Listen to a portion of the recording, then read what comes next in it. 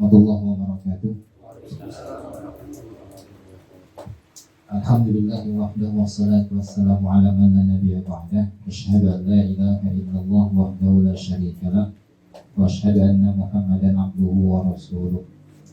Allahumma shalli ala Muhammad wa ala alihi wa ashabihi wa man sara ala nahjihi wa tamassaka bi sunnatihi wa ihtada bi hadihi wa sallama tasliman jazilan.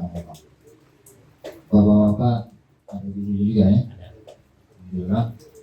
Dan semoga kita semua dirahmati oleh Allah Tabaraka wa Ta'ala, selalu diberikan taufiknya, dibimbing untuk selalu berjalan di atas koridor syariat, di atas sunnah Rasulullah Sallallahu Alaihi Wasallam, dan tidak keluar dari apa yang telah beliau sampaikan Sallallahu Alaihi Wasallam, tidak dengan menambahnya, tidak dengan mengurang-uranginya, apalagi memodifikasi.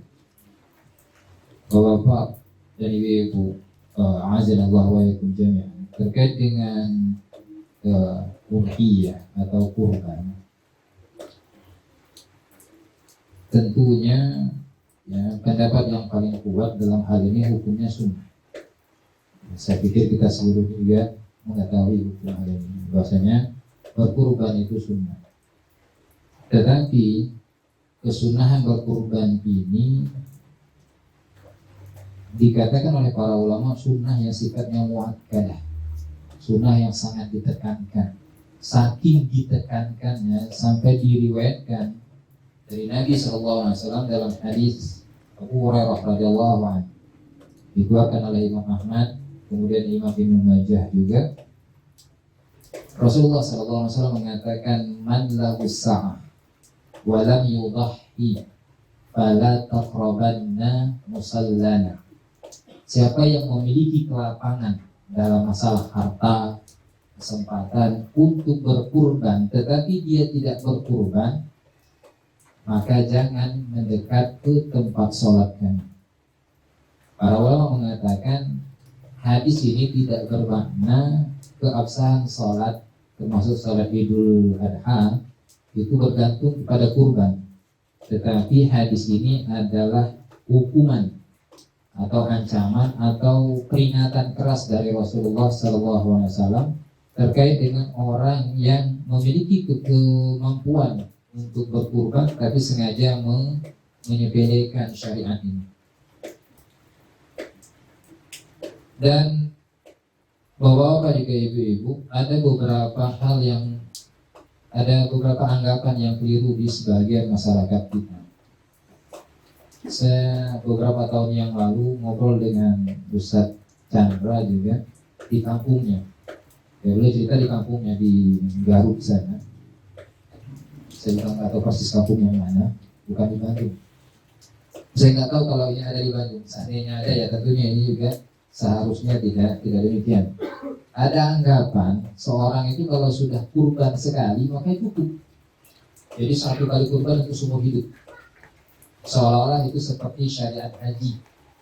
Satu kali haji yang wajib untuk seumur hidup. Beberapa waktu yang lalu ikhwan kita di Jogja bercerita di kampungnya, ya juga sama entah kampung yang mana di Jogja itu, yang punya anggapan kurban itu seperti halnya akikah. Jadi kalau di dalam rumah itu ada 5 orang, jadi kurbannya 1 tahun gantian, si A, si B, si C sampai si I, habis 5 orang. Setelah itu mereka satu rumah itu tidak akan kurban lagi, karena menganggap kurban itu satu orang dan seumur hidup. Kalau di dalam rumah 5 orang cukup 5 kali kurban dalam 5 tahun. Artinya 1 orang 1 tahun. Entah itu 1 ekor kambing atau apa. Ini bapak-bapak ibu-ibu anggapan yang keliru terkait dengan syariat kurban.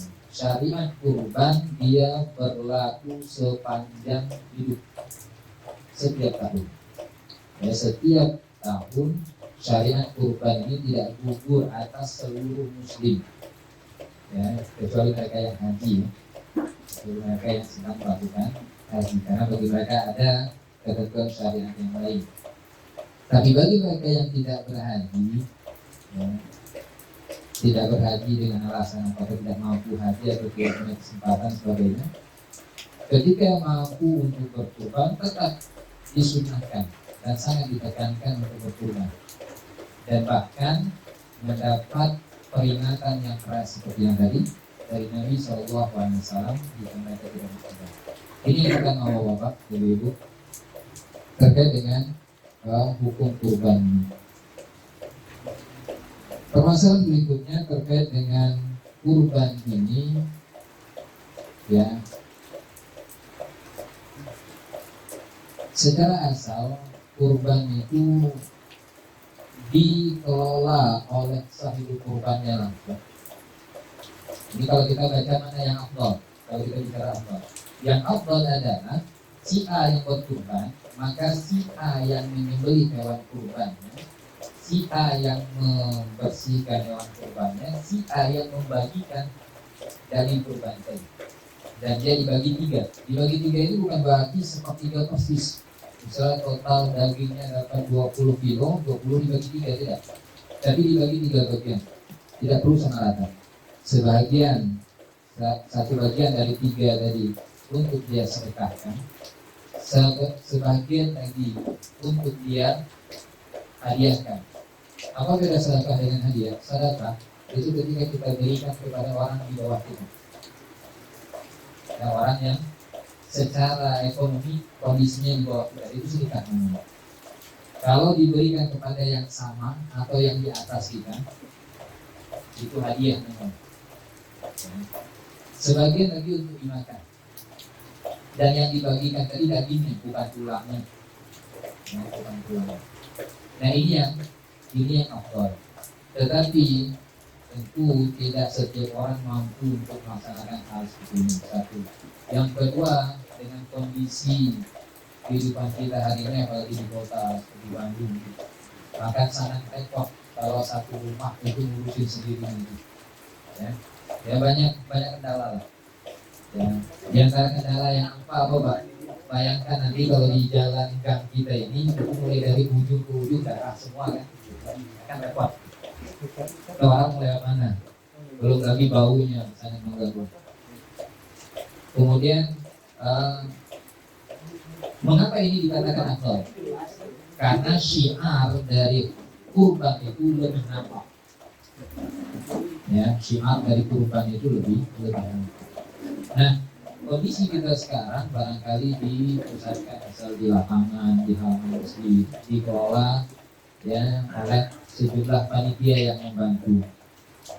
Ya, saya pikir dalam kondisi zaman kita sekarang ini tidak juga mengurangi arti dari syiar kurban tadi, karena dia nampak. Nah, tetapi di sini dengan kondisi yang seperti ini, seperti sekarang ini, ada panitia kurban. Ini saya juga mengingatkan kepada bapak-bapak, kalaupun ibu-ibu ikut yang menjadi panitia kurban. Peran panitia kurban itu wakil dari yang berkurban. Itu yang harus dipahami. Konsekuensinya apa? Tidak boleh dia dibayar dengan daging kurban itu. Jangan sampai daging kurban tadi sebahagiannya diambil untuk upah. Apakah panitia secara umum, ataukah tukang jagalnya, ataukah tukang sisir kulitnya dan sebagainya. Itu tidak boleh. Dan ini banyak terjadi di bawah. Misalnya kepala kerbau atau kepala kambing tadi itu khusus untuk yang jagal misalnya. Ini sudah serupa dengan transaksi jadinya. Sudah serupa dengan jual beli. Saya mau menyembelih punya Anda, kepalanya buat saya. Ini kan jual beli, harta. Saya punya jasa, saya minta imbalan. Boleh tukang jagal tadi minta imbalan, tapi bukan dari daging, bukan dari hewan kurban, tapi dari harta sahibul kurban itu. Jadi misal saya berkurban, saya tidak mampu nyembelihnya dengan berbagai alasan. Saya minta tolong ke Pak RW, tolong disembelihkan. Disembelih, ini Pak uang 200.000, satu itu dari upah tadi, misalnya. Itu boleh, ya. Tetapi jangan sekali-sekali sekalipun itu dari kulitnya. Nah, ini sering juga terjadi. Yang kulit tidak kita manfaatkan, tapi kurban, untuk kurban itu seluruhnya tadi sudah kita sediakan untuk niat udhiyah, dan dia seluruhnya disedekahkan, ya, sebagian yang kita makan juga dihalalkan, ya, sebagian lagi juga kita hadiahkan. Ini termasuk kulit tadi. Kalau kita mau hadiahkan, ya hadiahkan ke siapapun. Maka kita mau berikan, bukan sebagai bayaran. Nah, bentuk bayaran ini bisa macam-macam. Bisa memang dari awal sudah jelas-jelas secara verbal dikatakan upahnya dari kulit, ya. Atau bisa seperti tadi yang saya sampaikan, tidak diverbalkan, tetapi itu sudah serupa dengan transaksi jual beli. Nah, ini yang dikhawatir. Yang kedua yang paling sering, dia tidak diverbalkan itu jual beli, itu sebagai upah, tetapi sudah serupa dengan itu. Jadi dikhawatirkan ini merusak kurban kita tuh. Nah, sekali lagi kalau mau diupah ya upah pakai apa yang lain. Oke, tadi dari panitia misalnya ini sudah maklum di kita ya, harga hewan kurban 3.200.000, tetapi uang yang dititipkan itu ke panitia 3.400.000 misalnya, 200 tadi untuk entah itu kebutuhan seperti kantong pesek, atau bahkan nanti mengupah orang untuk mengangkut kotoran, buang kotoran dan sebagainya, termasuk juga kopi-kopinya panitia tadi itu semua. Ya, yang jelas bukan diupah atau dibayar atau sisa yang itu dari bagian hewan kurban tadi. Seluruh bagian hewan kurban tadi kalau tidak kita makan, kita hadiahkan ke orang lain, kita sedekahkan seluruh. Ya, tidak ada yang kita ambil untuk menjadi harta simpanan, termasuk yang kita ambil sebagai upah bagi pekerja. Ini yang perlu diwajibkan, karena sering dilanggar yang seperti ini. Ya, bingung ngurusin kulit, ya, dijual saja, nanti uangnya balik lagi ke yang punya kurban. Enak banget ya gitu. Ya. Atau bingung ngurusin kepala misalnya, ya. Ada ceritanya Pak, entah kepala entah kulit, panitia kesulitan untuk ngurus. Malu kita kalau kepala sama kulit ini kan agak susah gampang lah ya. Mau dibuang ya, masa dibuang? Ya, tidak seperti usus, kadang usus yang dibuang begini. Tapi kulit sama kepala ini kan mau dibuang lebar gitu. Harganya lumayan gitu. Akhirnya panitia sebagai panitia ada menginisiatif dijual ke pasar, hasil penjualnya dibeli daging. Dagingnya tadi disatukan dengan daging kurban di tempat, dibagikan, dianggap itu bagian dari ya kurbannya tadi. Ini hilah yang nggak tepat. Jadi ini hilah yang nggak tepat. Ini datanya dari mana? Nah, yang seperti ini juga. Ini saya nampak langsung kejadian itu di rumah saya. Jadi saya tahu ceritanya, walaupun saya nggak lihat langsung. Saya tahu cerita, makanya saya sampaikan di sini. Mumpung ingat, jangan sampai terjadi yang seperti itu. Yang kalian kepala kasihkan aja ke tukang beca atau tukang mobil, insya Allah mau. Ya, yang bisa mengolahnya kan nggak susah-susah anak ngolahnya, cuma memang repot. Nah ini terkait dengan daging kurban itu, dan juga kewajiban panitia. Jadi saya ingatkan itu sebagai wakil, sebagai wakil. Perannya wakil itu sama dengan yang diwakili. Jadi dia tidak boleh melakukan transaksi di sana. Ya, kecuali seperti tadi ya, kalau di kita kan tukang jagal sama tukang sisi itu biasanya yang beda sendiri, karena di situ punya butuh keahlian dan sebagainya. Beberapa tempat, bahkan mungkin kebanyakan lingkungan, tukang jagal sama tukang sisi itu menjadi dalam tanda kutip profesi yang dia tawarkan jasanya untuk membantu kurban tadi. Walaupun banyak yang bantu kurban, berhak dia minta upah, tapi dengan catatan seperti tadi. Tapi kalau ternyata tukang jagalnya adalah panitia, ya alhamdulillah, selesai semuanya. Atau misalnya panitia hanya ngurus masalah-masalah yang sifatnya teknis, yang jaga tetap sahibul kurban, itu bagus. Yang jaga, yang membelinya tetap sahibul kurban. Sesuai dengan ketentuannya, insya Allah saya singgung. Biar tidak menjadi sesuatu yang gaib. Kebanyakan orang tidak mau membeli hewan itu, pertama belum pernah membeli, yang kedua ragu ketika menyembelih. Sudah benar atau enggak? Kebanyakan. Kalau sudah pernah menyembelih, Pak, insya Allah ketagihan. Pengalaman saya pribadi misalnya, saya nyembelih sapi 500 kilo, Pak, setengah ton. Setengah ton saya sembelih, besoknya lagi pengen lagi nyembelih.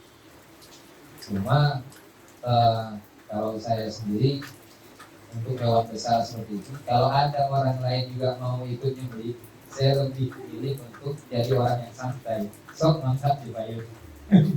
Karena capek, Pak. Nyembelih itu satu sisi asik, bagi saya asik, Pak.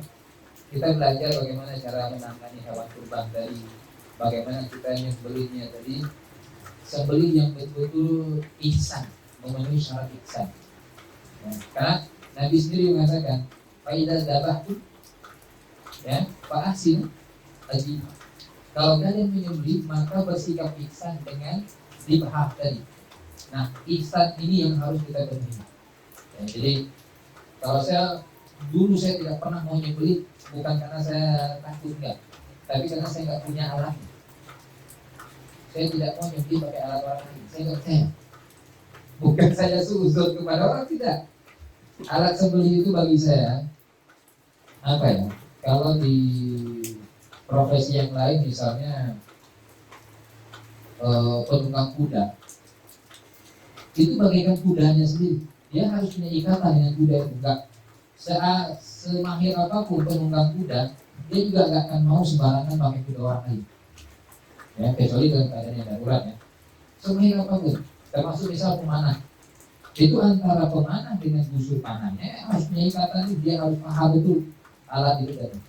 Nah, kalau kita zaman kita sekarang senapan, itu sniper itu nggak akan mau dia menggunakan senapan orang lain sebelum dia hafal betul kondisi senapan itu.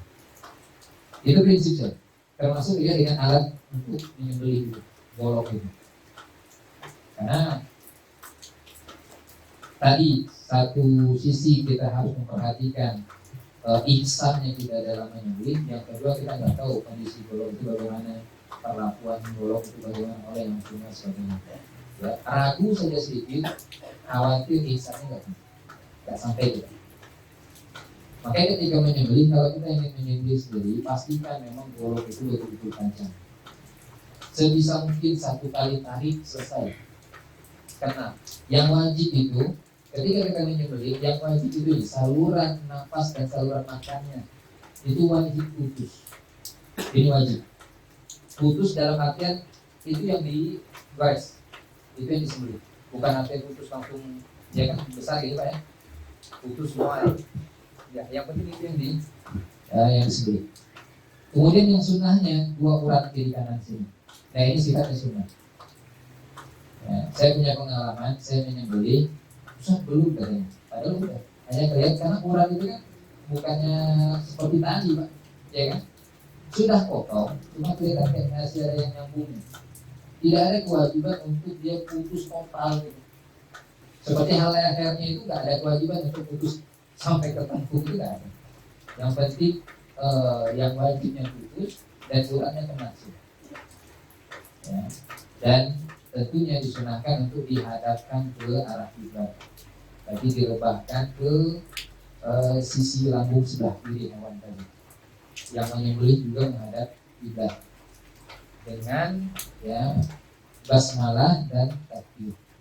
Sempurnanya lagi tentunya basmalah, takbir, bahkan ya diawali dengan sholawat, tidak yang lain. Tidak yang lain. Misalnya saya wakili si Anu untuk menyembelih ini, disebutkan namanya, saya tahu sebagai wakil. Nah, kalau kita yang mewakili orang tadi, tidak dipersyaratkan untuk itu. Saya sepertinya ada sebagian orang yang pernah minta saya sembelihkan, agak kurang seret kayaknya. Karena dia nyebutkan ini Ustaz nama yang berkurban, satu sapi. Saya mikir sederhana Pak, sapinya satu lehernya ya Pak, golongannya cuma satu, sekali tarik putus. Kalau saya sebutkan 7 orangnya, apa harus beli Pak? Ya Allah, ini dari si anu, sapinya meronta Pak, ya kan? Repot. Cukup yang berkurban tetapkan dalam hatinya niat kalau itu kurbannya juga. Minta tolong ke saya sebelum ya saya sebelumkan. Ya. Bismillah ya Allah Akbar. Selesai. Dan Pak, silakan diurus kan gitu. Nah kalau kita yang sendiri, kita yang berkurban dan kita yang menyembelih, Nabi SAW ketika menyembelih kambingnya ketika berkurban, beliau mengatakan Allahumma ya hadza minka wa anna au anni wa an ahli baiti. Ya Allah, ini darimu, untukmu, dan dariku dan ahli baiti. Ada 2 kambing beliau, yang satu lagi sudah mengatakan dariku dan dari umat. Maka di sini dari hadis ini ada beberapa pelajaran. Pertama, kalau kita berkurban, sertakan keluarga kita. Jadi tidak perlu dalam satu rumah itu ada 5 orang, bapak, istri 2, suami, istri, anaknya 3. Tidak perlu 5 hewan kurban, cukup 1 saja. Bahkan Abu Ayyub Al-Ansari mengatakan ini bentuk tafakur. Dari zaman beliau, Abu Ayyub dia sahabat. Di akhir zaman beliau mendapati dalam satu rumah itu seluruh anggotanya berkurban. Nah, beliau singgung hal ini. Dulu kami nggak gitu, kata beliau. Ini bentuk berbangga-bangga. Dulu kami menyembelih 1 kambing untuk 1 rumah. Jadi 1 rumah saja. Walaupun tidak salah kalau seandainya dalam 1 rumah itu lebih dari 1 kambing. Tapi artinya 1 kambing tadi sudah mencukupi. Kalau kita kurban sapi tadi untuk mewakili satu anggota keluarga kita tadi. Ini terkait dengan ya, hewan kurban itu sendiri dan bagaimana cara menanganinya. Silakan mau kita sendiri yang sendiri perhatikan ketentuan yang seperti ini. Mau diwakilkan oleh orang lain, misalnya kita masih istilahnya gitu ya, khawatir yang dipoto malah yang lain gitu. Dan benar Pak, saya bicara ini punya kejadian nyata. Ada seorang ustadz di Malaysia menyembelih sapi yang dipotong lengannya dan dia meninggal. Nah, kayak hati-hati. Ketika menyembelih itu hati-hati. Sekalipun yang kita tangani itu kambing yang kecil, kalau memang kita butuh bantuan orang lain untuk megang, pastikan yang megang itu paham dengan masalah keamanan. Di antaranya apa? Kalau kita pegang kaki hewan itu, tekankan kaki hewan itu ke bumi. Jangan kita banyak, kalau bahasa saya banyak gaya, banyak action. Ada orang megang kaki hewan itu menggantung. Memang kambing itu kecil Pak. Mungkin kalau kayak akang kan ya, kalah kambingnya sendiri. Kambing yang ukuran 1 kilo ini ya, masih lebih besar beliau. Diangkatnya kambing itu sendiri pun sanggup, diputar-putarnya kambing itu yang mabuk kan.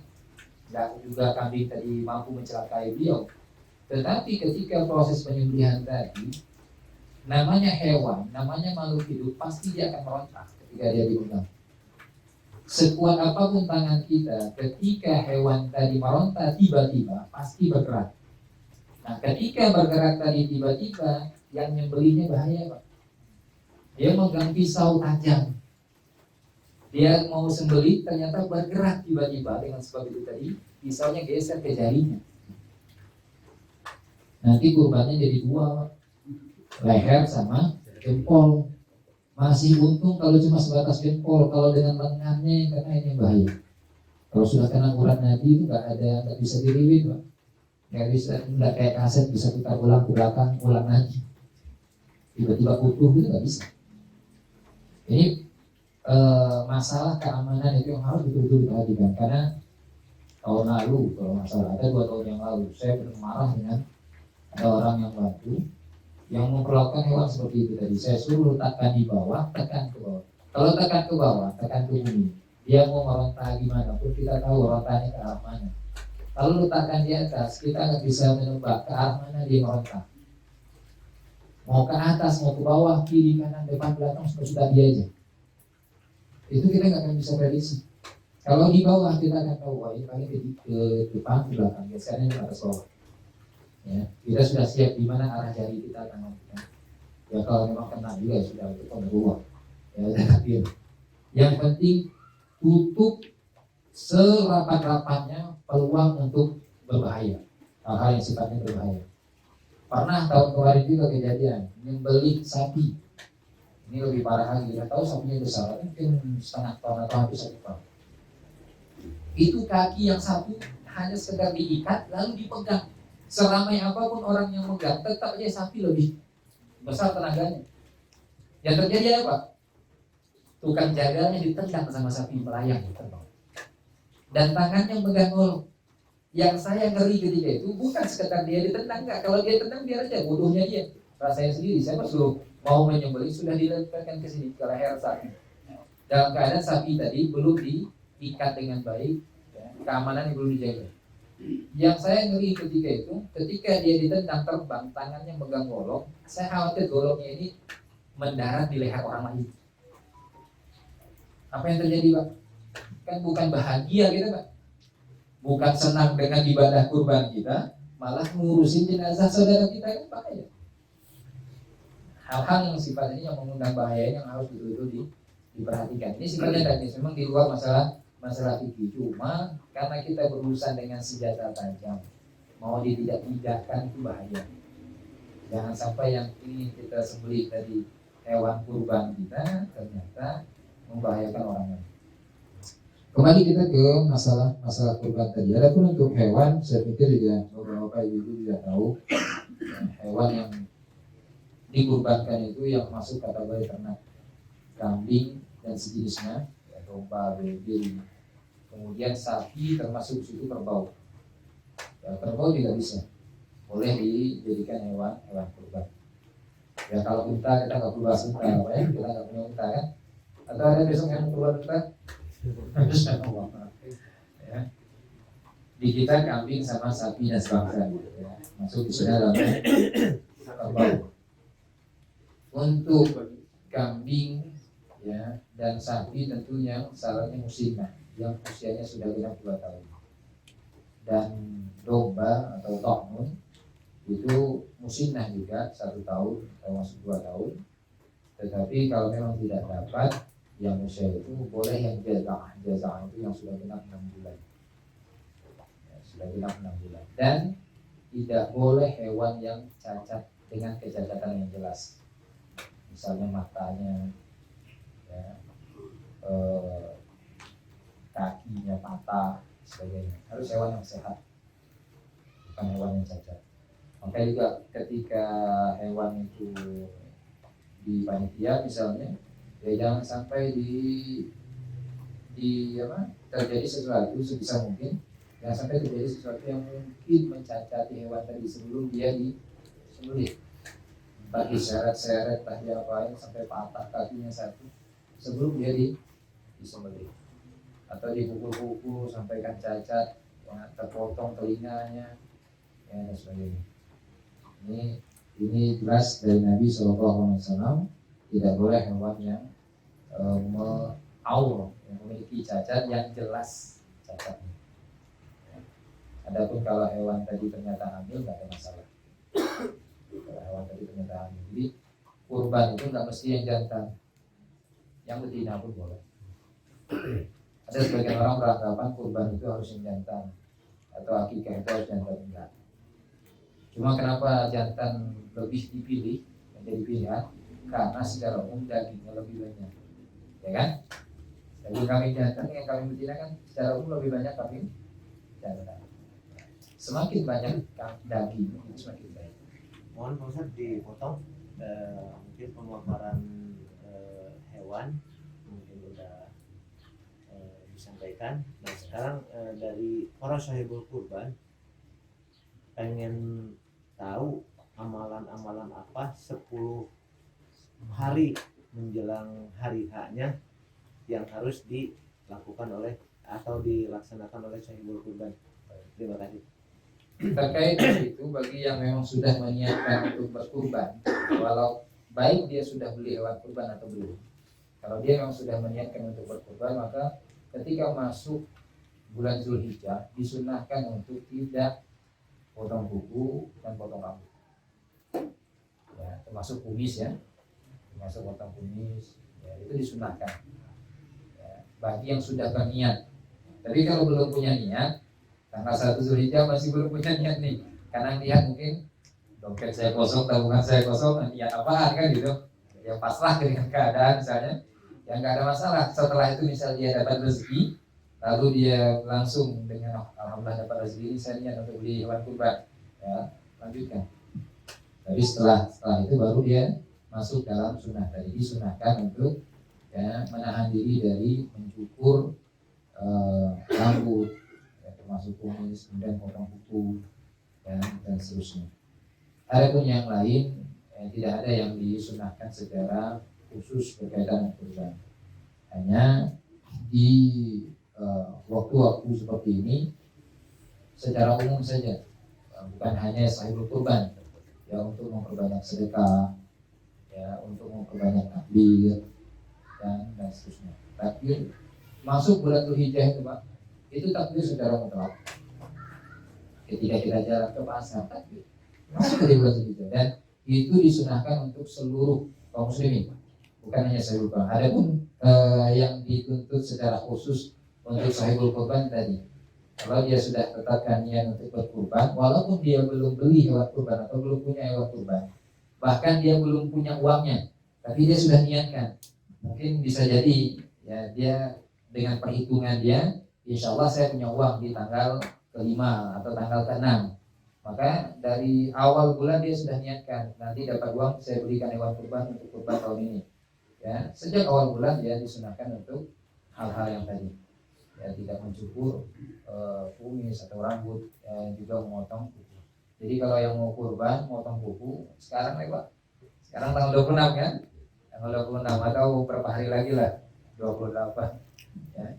Ini untuk sahibul kurban tadi.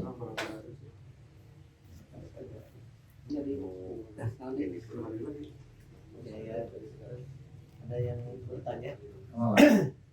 Seandainya sudah niat berkurban, tetapi rezekinya atau uangnya belum cukup untuk berkurban, apakah gugur pahala kurbannya? Baik, kalau yang sudah berniat tapi ternyata ya, uang untuk beli hewan kurbannya belum cukup, insya Allah niat kita sudah dicatat sebagai kebaikan dari Allah, dan semoga kita mendapatkan pahala yang sempurna ya, dari niat kita tadi. Ya. Sebagaimana dalam hadis juga dibawakan oleh Imam An-Nawawi dalam hadis Arba'in beliau itu, siapa yang meniatkan kebaikan maka Allah Taala catat itu sebagai satu kebaikan yang sempurna. Ya. Allah catat sebagai hasanatan kamilatan, kata Allah, kata Nabi SAW. Allah catat sebagai satu kebaikan yang sempurna. Kalau dikerjakan maka itu dilipat gandakan 10 kali lipat dan seterusnya. Jadi kalau sudah punya niat dan memang sudah berusaha ya, bukan hanya sebatas niat dalam bahasa kita ya. Niat tapi gak ada usaha ya. Saya niat pengen bisa baca Quran, niat tapi kerjanya tidur terus gak pernah belajar baca Quran. Niat ini bukan niat. Dan niat yang diiringi dalam usaha tadi, dan ternyata qadarullah ya, niat tadi tidak kesampaian dengan satu dan lain hal. Ya, semoga sudah dicatat sebagai satu kebaikan yang sempurna.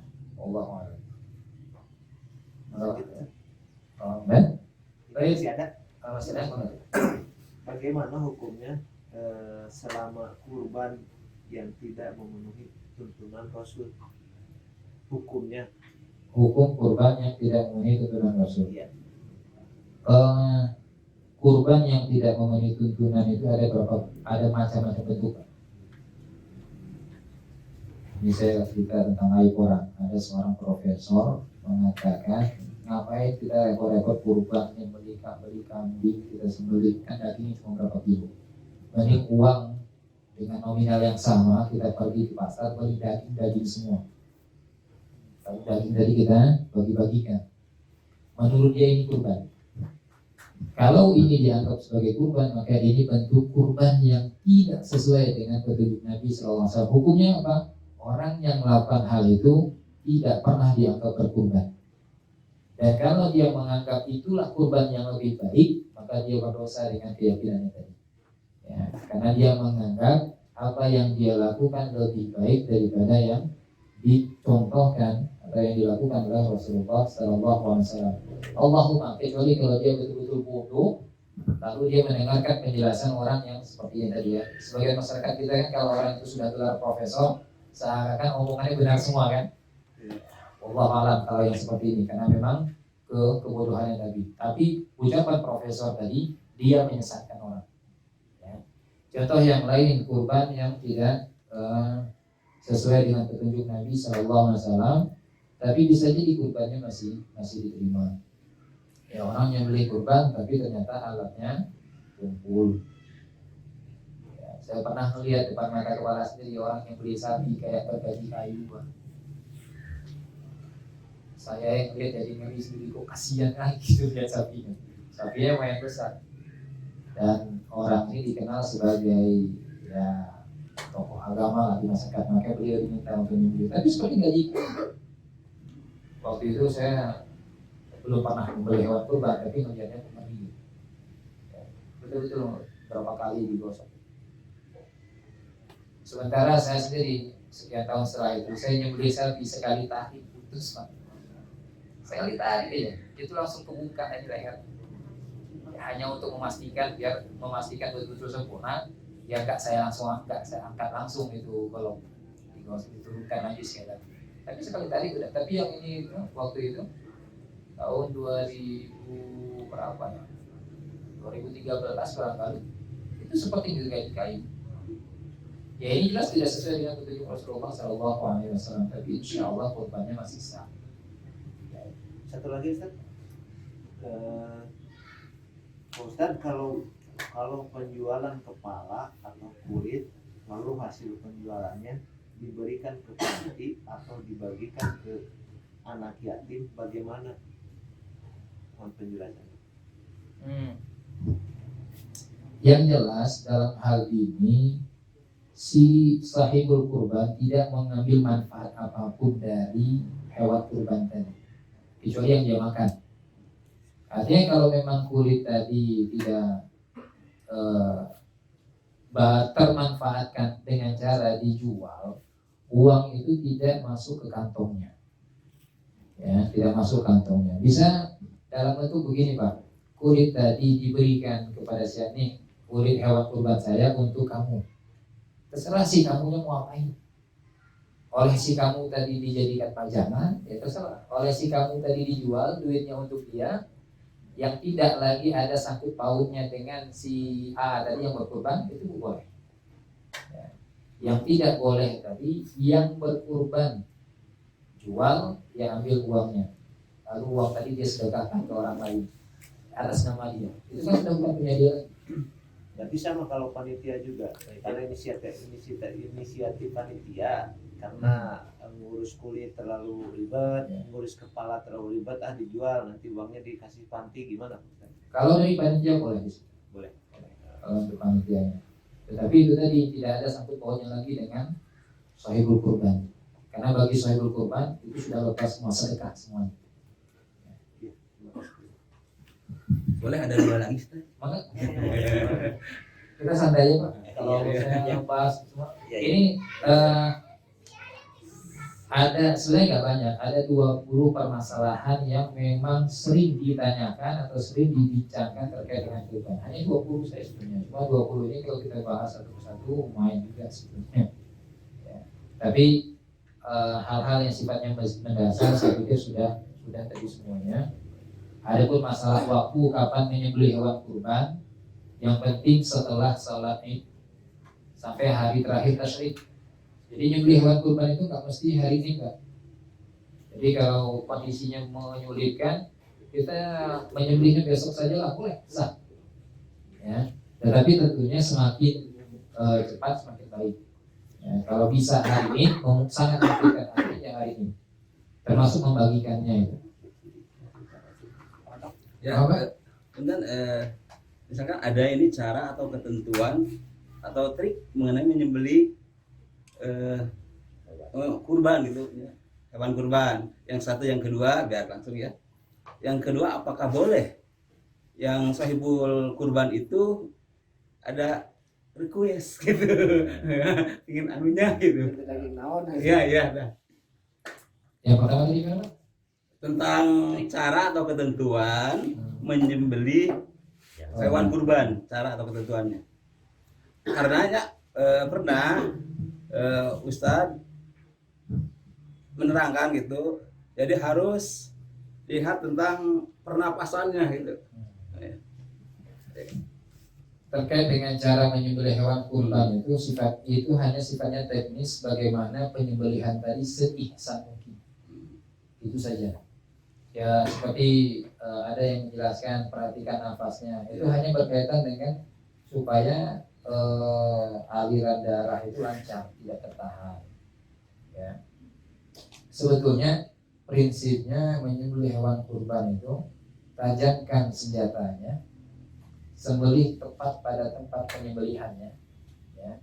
Kalau kambing itu Pak di tengah-tengah leher, kan leher kambing itu kan pendek. Ya, kambing yang pas di tengahnya. Dari telinga itu ya nggak jauh dari 4 jari, nggak jauh. Kalau sapi pun sebenarnya di tengah-tengahnya gampang. Nah kalau domba kadang yang yang panjang tanduknya itu pas di ujung tanduk bagian bawah. Makanya hati-hati kalau domba itu pisaunya nyangkut ke tanduk. Ya, pas sembelih pisaunya sebagian sisinya nyangkut ke tanduk, jadi nggak sempurna sembelihannya, itu bahaya. Itu aja yang harus diperhatikan. Kemudian kalau sapi tadi pasangnya di tengah-tengah. Nah selama senjatanya sudah sempurna, baik tajamnya, tempat penyembelihannya sudah tepat. Adapun masalah tadi apakah sama dengan nafas atau tidak, itu hanya penyempurnaan saja. Ya, sifatnya kesempurnaan saja. Karena kalau hewan itu diikat kakinya, kemudian dia dibiarkan begitu saja, kita sembelih dalam keadaan dia ngambil nafas ataupun membuang nafas, insya Allah darahnya tetap lancar. Insya Allah darahnya tetap lancar. Ya kecuali kalau tadi ada bagian yang dihimpit-himpit, tekan-tekan dan sebagainya, nah, itu mungkin terganggu. Tapi ya kalau yang himpitnya cuma 1 orang, berat manusia berapa sih? Ya 60 kilo, 70 kilo, nggak ngaruh kayaknya dengan sapinya tadi kan. Allah malam. Kemudian yang kedua, boleh tidak sahibul kurban meminta bagian tertentu? Boleh, sangat boleh sekali. Ya. Bahkan seperti yang saya sebutkan di awal tadi, kalau seandainya sahibul kurban sembelih sendiri, dia ambil bagiannya sendiri, yang manapun itu, orang kan nggak tahu. Selebihnya dia titip ke pihak masjid, Pak DKM tolong ini dibagikan ke masyarakat, siapa aja terserah, itu kan boleh. Ya, yang seperti ini pun boleh. Cuma nanti ya kasihan aja bagian panitia di masjidnya, pas giliran repotnya minta tolong sama panitia kan. Pas bagian yang enak-enaknya sendiri gitu misalnya. Nah, ini. Jadi tidak ada masalah. Dan yang penting tadi sebagiannya disedekahkan, sebagiannya dimakan sendiri. Ya sedikit ataupun banyak, bahkan tidak ada batasan tertentu. Misalnya sahibul kurban tadi 5 kilo. Ya. Kalau dagingnya total bersihnya cuma 10 kilo, berarti kan cuma 10, setengah Pak. Ya kasihan juga. Apalagi mau 15 kilo, ternyata dagingnya cuma 20 kilo kurang. Yang dibagikan apa? Walaupun secara asal boleh. Tetapi kayaknya nggak elok juga kalau minta tolong sama panitia di masjid misalnya, tapi pengennya 90%-nya buat saya. Bukan requestnya bukan berarti besar atau masalah itunya, tapi ada sesuatunya gitu Pak. Kalau itu udah tahu masa istimewa. iya bukan ada misalkan ada pesanan lah. Enggak Orang masalah. lain gitu. Mau minta kaki gitu. Nah, ibarat minta kaki misalkan. Boleh. Saya mau Itu. kakinya kaki depan atau kaki belakang. Tadi kita Kadang-kadang atau bapak kan nanti kakinya diambil, nanti cingkat tidak. Nanti kita panitia teknisnya kalau kita udah potong dibagi sepertiga udah kebagian di sepertiganya misalkan. Ada sebagian sahibul kurban yang meminta boleh saya meminta kaki. Gitu. Hukumnya. ya ganti aja tadi jatah yang sepertiganya dengan yang kaki. Oh dikurangi. Ya, mau dikurangi mau diganti. Iya. Misal gini, Iya. sama panitia karena nggak mau repot, Nah, biar jelas. yang pokok daging itu dibagi 3. Iya. Entah daging yang mana aja, pokok ini sebagian sepertiga si sahibul kurban. Ternyata sahibul kurban pengennya bagian kaki belakang misalnya, bagian kaki ya ambil aja kakinya, yang tadi dijatah ambil lagi. Itu pun boleh, nggak masalah. Iya, iya. Ada sekali lagi tuh jadi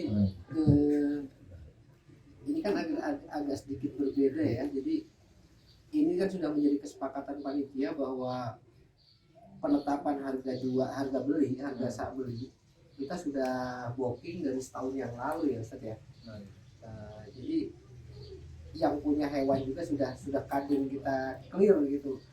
Nah, akhirnya karena kita sudah pukul rata 3.400.000 dan kita sudah booking 8 ekor, akhirnya sapi itu tidak sama besar ukurannya, ada yang besar, ada yang kecil, disubsidi silang.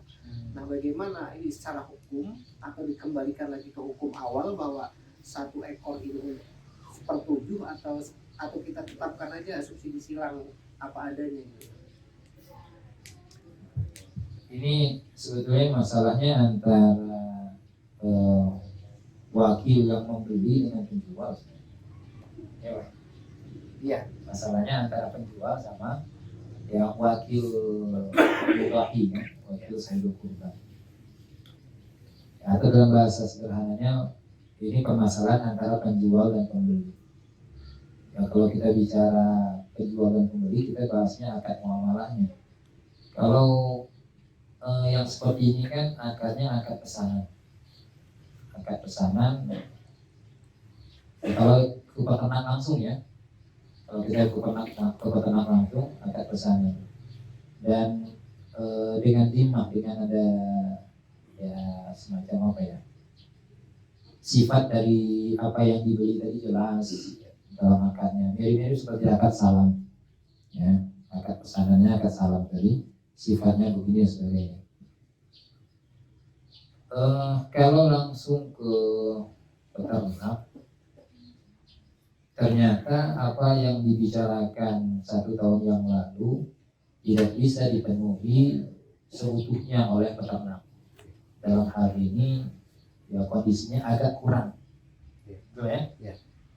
Nah di sini kembali kepada si pemesan ingin melanjutkan pesanan dengan segala kondisinya atau menghentikan. Ya, kalau menghentikan berarti kan apakah cari peternak yang lain, cari penjual yang lain dan sebagainya. Kalau ingin melanjutkan dengan kondisi yang apa adanya ya tentunya kita sebagai pemilik harta ingin mendapatkan apa yang kita beli itu dalam keadaan yang semaksimal mungkin gitu. Kita sebagai wakil pun semestinya berupaya untuk yang seperti tadi, bukan sekadar ada. Jadi ya terpulang kepada apa pembicaraan antara kita sebagai wakil yang berkurban dengan ya penjual tadi, dan upayakan ya tidak, kalaupun berkurang kadarnya tadi tidak terlalu signifikan lah misalnya. Ya misalnya tahun lalu kita ngobrol sama peternaknya dengan harga 25 juta misalnya, itu bisa dapat kisaran 300 kilo sampai 400 kilo misalnya. Ternyata dengan kondisi yang berkembang ya, karena kan kebanyakan kondisi itu kan di luar kendali kita kan gitu, peternak juga nggak bisa apa-apa, kurang dari 300 kilo, nggak bisa 300 kilo itu ya. Kalau tadi kan 300 sampai 400, berarti kan mungkin 300, mungkin 350, maksimal 400 kan gitu. Sekarang ternyata maksimal cuma bisa dapat 280 atau 250 sampai 280. Maka upayakan misalnya maksimal 280. Kalau memang bisa 280, saya pesan semuanya 280 kilo. Ya kalaupun kurang ya 270 lah misalnya. Tidak sampai berkurang jadi cuma yang 200 kilo ternyata. Ya kalau memang peternak tadi sudah mengatakan dengan harga yang kita bicarakan kemarin, sekarang kami tidak bisa memenuhi sampai 300 kilo, maksimal cuma 280.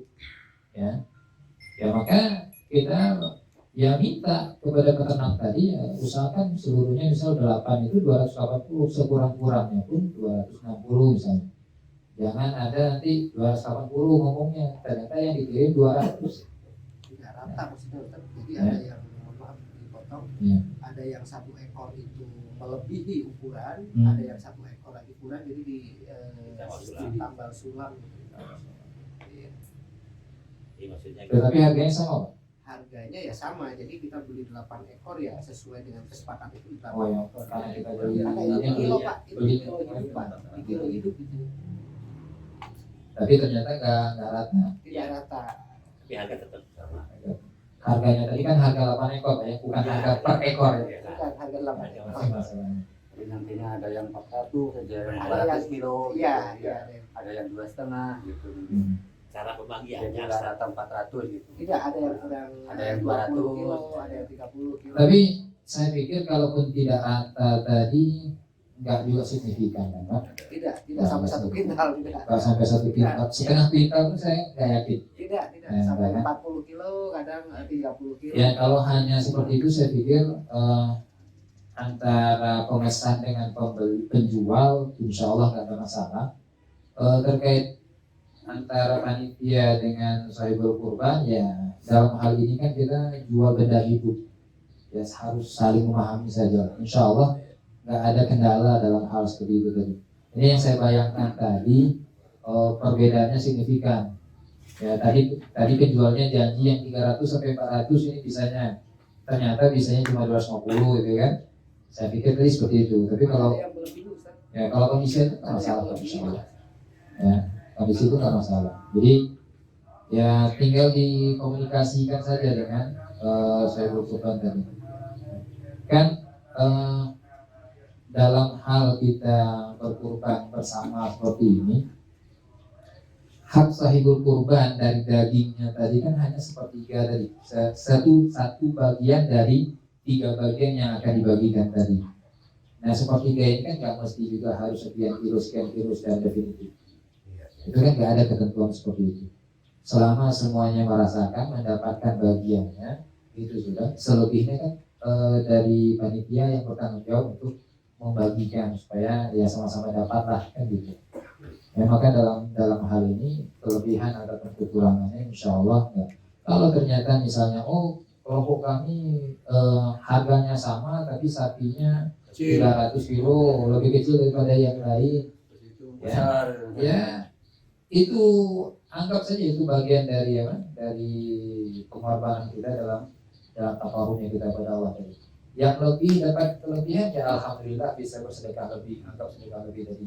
Yang ini sedekah lebih dari sisi pengorbanan yang lebih besar gitu. Pengorbanan lebih besar tapi yang diberikan sedikit. Insya Allah dalam hal yang seperti ini tidak mengurangi nilai dari ibadah kurban itu sendiri. Insya Allah. Selama memang dari awal kita kan ikhlas. Kelompok kita juga ya saya berkorban sapi tadi berserikat 7 orang, 1 orang 3 juta, ya ikhlas dengan 3 juta kita kan. Bagian yang manapun kita dapatkan sama saja insya Allah. Ada satu lagi Pak. Mengenai penyembelihan, gimana hukumnya kalau misalkan satu sapi itu sama 7 orang kan, 7 orang, terus yang satu sapi 7 orang itu, yang satu sapi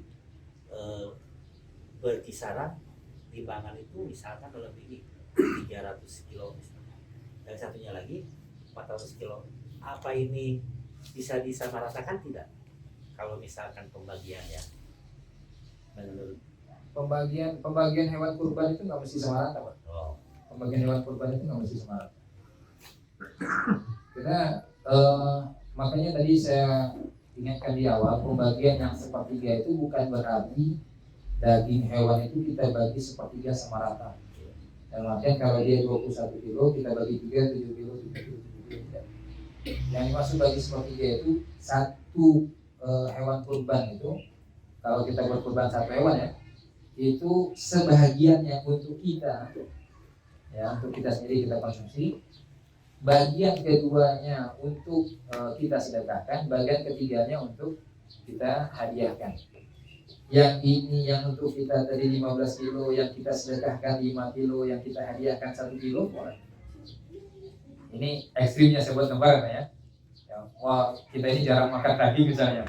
Mumpung pas kurban ini kita bisa apa, dan anggota keluarga kita ramai, kita punya daging yang totalnya 21 kilo, 15 kilo untuk makan kita aja, 5 kilonya untuk kita sedekahkan, 1 kilo untuk hadiah. Kenapa hadiah cuma 1 kilo? Ya siapa yang berhak menerima hadiah dari saya kecuali 1 orang, 1 kilo aja lah gitu. Misalnya dia guru saya misalnya, atau dia orang yang dulu punya jasa tertentu misalnya, sebagai penghormatan, sebagai apa, untuk membahagiakan sebagainya, untuk menghormati sebagainya, kita kasih 1 kilo tadi, hadiah 1 kilo, sedekah cuma 5 kilo pula.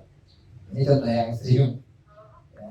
Mohon maaf Pak Ustadz, Ya. ini yang dibicarakan ini begini ya, kan kurbannya itu totalnya 8 sapi, terus per orangnya itu jatuhnya 3,4. Sama. Cuman sapinya itu nggak sama, yang dimaksud di sini saya menangkap itu cara pembagian sepertiganya itu sekian keseluruhan yang ikut kurban, maksudnya itu mau diratakan gitu loh, ya nggak ada kesenjangan sosial gitu yang dimaksud istilahnya itu.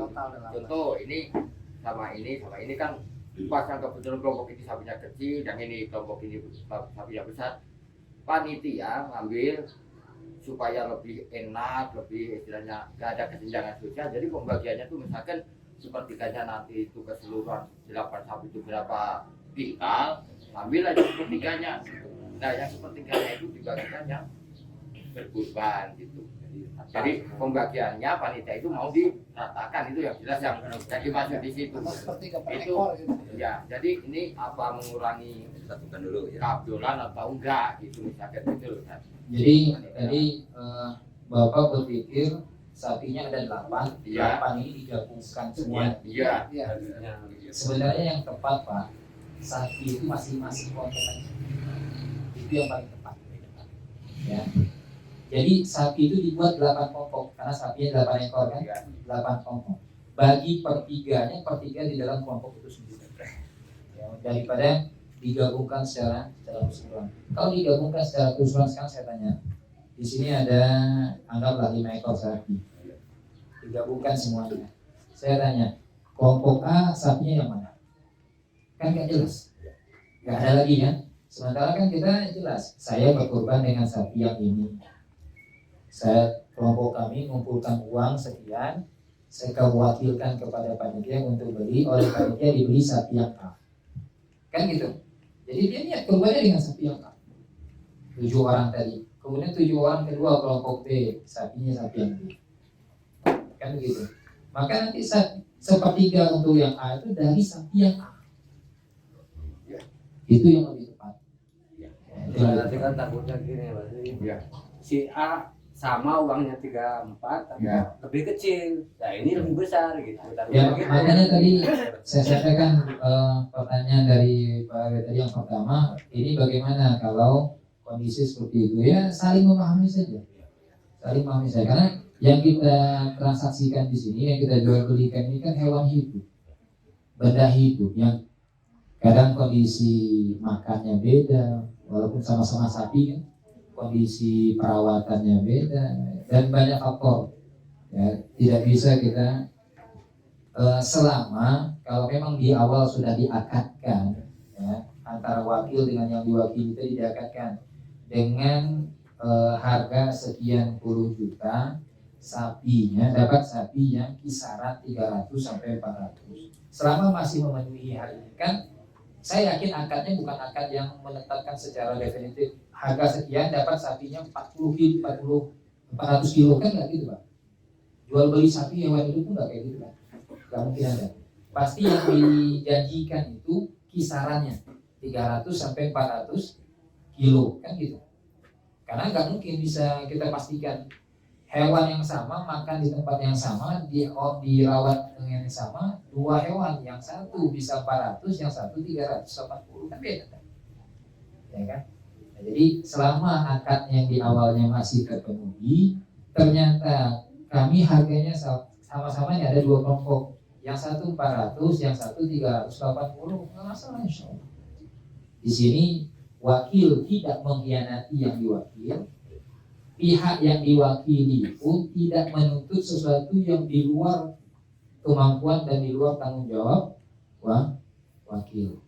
Adapun masalah pembagian tadi ya, kalau memang oleh pihak panitia ini sapi ya A untuk kelompok A dengan dana yang terkumpul tadi, dan sudah memenuhi akad yang di awal itu sudah terpenuhi semua, ya mau tidak mau kan harus diterima. Tidak boleh menuntut yang di luar kemampuan. Oh kami nggak mau, kami mau yang sama dengan kelompok B, C dan sebagainya. Repot panitia Pak. Kalau kayak gitu saran saya sih ya bikin kelompok sendiri, beli sendiri aja. Ya kan? Ini bahasa bahasa ekstrimnya, karena dalam hal seperti ini saya yakin ini sulit sekali untuk menyamaratakan itu sama persis. Ya kecuali tadi kalau ternyata apa yang dijanjikan di awal itu jomplang sekali. Sekian juta dapat sapi 300 sampai 400, ternyata yang dibeli cuma sapi yang 150 kurus. Ya ini berhak untuk menuntut agar haknya untuk dipenuhi. Tapi kalau sudah terpenuhi, hanya beda kenapa yang itu lebih besar sedikit, ya kebetulan itu kami dapat yang lebih besar. Kenapa itu lebih kecil sedikit, ya sama kan, alhamdulillah itu lebih besar sedikit. Sama-sama sedikit ya. Itu kalau saya menerima kali satu panitia. Jadi Oh, Cina seumpama sahibul kurbannya wajib atau ada ketentuan untuk menyaksikan atau gimana? Lebih baik untuk disaksikan. Jadi kalaupun yang menyembelih itu orang lain, ya disaksikan itu lebih baik. Makanya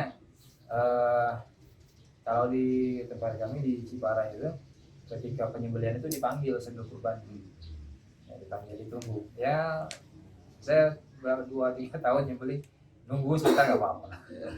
Ini punya bapak bu, ya. Ini saya sembelihkan ya, ya mangga Ustaz ya. Gitu. Terima kasih atas pemaparannya. Itu Sambil waktu. Jazakallahu khairan katsiran Pak Ustaz. Dina sagala rupi pemaparanana anu parantos ka tampi ka sahibul kurban sadayana paminten tadi parantos jelas di Bapak Ustaz anu janten sahibul kurban paminten anu utami nama di kaping hiji Zulhijjah paminten taun aya anu neuteut kuku eta nampi rambut eta paminten kuku saum kumaha Pak Ustaz aya anu kedah saum mata nampi 2 dinten 3 dinten teu diwajibkeun. Kalau Pami pakai sunnah mah manggal gitu. berkurban ataupun tidak sama. Atur nuhun.